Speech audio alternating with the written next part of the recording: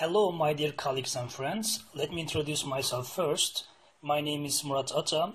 In my presentation today, I will be focusing on three fundamental concepts: visual learning and visual thinking, exploratory learning, and the most important of which is a general term called technology integration in language learning. So, what do we mean by technology integration? Technology integration is using computers effectively and efficiently in the general content areas to allow students to learn how to apply computer skills in meaningful ways.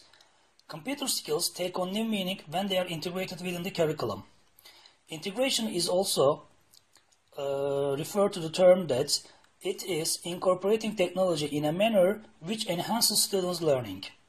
So, technology integration again is using software supported by the applications so that students learn to use computer flexibly, purposefully, and creatively. Technology integration is having the curriculum drive technology usage, not having technology drive the curriculum.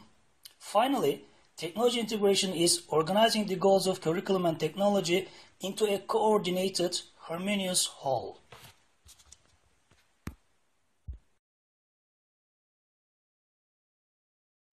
Once we figured out what technology integration means, let's try to find plausible answers to the following question: why do we integrate technology? So there are many answers for these questions.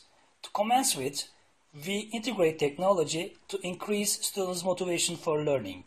So it is also proved that students feel themselves much more motivated when they are exposed to computer or computerized systems. Secondly, they improve communication of learning goals. Students will communicate better via computer and computerized systems within themselves. Number 3, it facilitates higher order thinking skills. Students, by the integration of technology, will think independently and they create critical thinking and they become autonomous while using this technology into the learning process. So, next one, it builds valuable skills which students will use in college and in the workplace. And finally, technology integration, it expands students' understanding from novice to mastery. Students will find at the beginning the integration of technology pretty much difficult, but later on, once they are used to integrating technology in learning, they will feel the growing needs of using it again and again. Once we figured out what... Ladies and gentlemen, so far we have covered, answer to question what and why. Let's go on with the next question. How do you integrate technology in language teaching? Actually, there are two prerequisites that are found effective integration of technology skills into language learning. First, technology must directly relate to the content area and to the classroom assignment. And second, technology themselves need to be tied together in a logical and systematic model of instruction. So there are following 7 steps that language educators have found pretty much effective in tying the technology skills into a content area.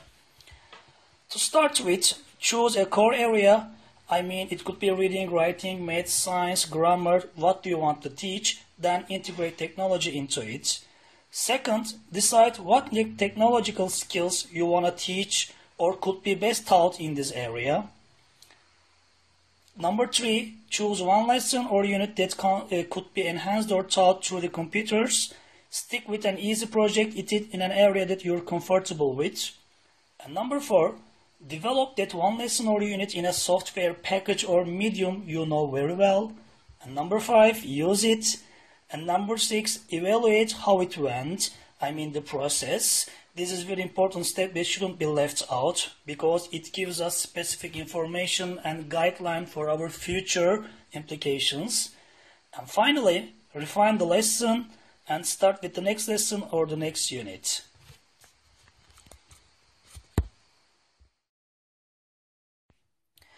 So guys, so far we have answered the question what technology integration is. Why do we integrate technology and how do we integrate it? So I'm just trying to look from a different angle, the different perspective, the reverse one. So the question is coming up. what is not technology integration? For me, technology integration is not putting computers in the classroom without teacher training. It will not happen without training, I guess. Integration is not replacing 30 minutes of reading for 30 minutes of computer skills development. I mean, there is no shift, there is no change. It is, on the other hand, using computers to teach 30 minutes of reading. Integration is not providing application software like electronic encyclopedias, spreadsheets, dictionaries, databases, games, and etc. without a purpose. There must be a purpose. It is not prepackaged programs that are often unrelated activities classified around a particular topic that address few higher concepts or goals. Nor is it teacher-created programs that cover special interest or technical enterprises, but they do not fit content area curriculum. Defining what technology integration is and defining what it is not is the first step in deciding how to integrate it into the classroom atmosphere. This is very crucial in language learning, I guess. After revealing facts about technology integration in language learning, I would like to go on our next step, the next subject, which is visual thinking and visual learning. Visual thinking and visual learning are learning styles where the learners better understands and retains information when ideas, words, and concepts are associated with images. Students need to see information in order to learn it. Some common visual learning strategies may include creating graphic organizers, diagramming, mind mapping, outlining, and etc. This kind of learners are called as visual learners. Let me ask you a question. How does visual learning help students? For me, the answers are visual learning helps students clarify their thoughts. Visual learning helps students organize and analyze information. As a third concept, visual learning helps students integrate new knowledge.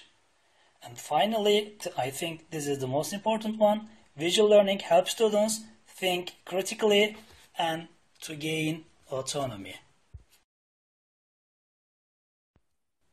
Let's talk about the characteristic of visual learners. Visual learners remember what they read rather than what they hear. They prefer reading a story rather than listening to it. They learn from seeing things written out on a chalkboard. They use diagrams, charts to understand ideas and concepts. They take notes during class or while listening to presentations. They study by looking over things. They are good at spelling. They use color to organize information. They need quiet study time. They often prefer to work alone rather than in groups. They may not understand verbal instructions. They ask a lot of questions to seek clarification. They need to be able to see the teacher. Then think about yourself. Are you a visual learner or not? Let's talk about. Additionally, they are known as learners who remember faces but forget names, who have a good sense of direction, who are good with maps, who often appear to be daydreaming, who make to-do list, who notice changes in appearances, who are quiet and sometimes shy, who remain focused when working, who have a good sense of fashion, who scribble and draw when bored, who are tidy and organized sometimes to the point of meticulousness, who make plans for the future. Are you still thinking?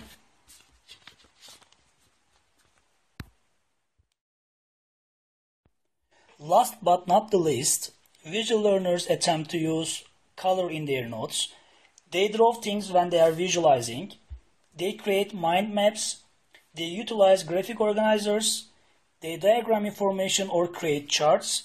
They outline information contained in textbooks. And that's all about visual learners. I think most of you answered the questions. You are all visual learners. As a third concept, the term exploratory learning usually refers some type of activity used by students with or without a teacher's supervision, to facilitate the learning and mastery of the intended information. That exploration may be more or less guided according to the information structure and the teacher's pedagogical goals and strategies.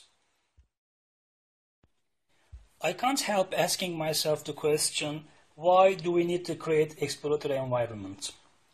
The reason why I feel the inevitable needs of creating explorative environments can be classified under these headings. First, to help learners discover the information. Second, to let them gain autonomy. And third, to enable them create self-learning environment without the supervision of the teachers. Finally, here are the basic characteristics of exploratory learners. They are information seeker. They like making discovery. Their perceptions are better. They create their self-learning and thinking principles and environments. And finally, they are questioning on what is introduced to them all the time. Let's ask yourself, are you the one or not?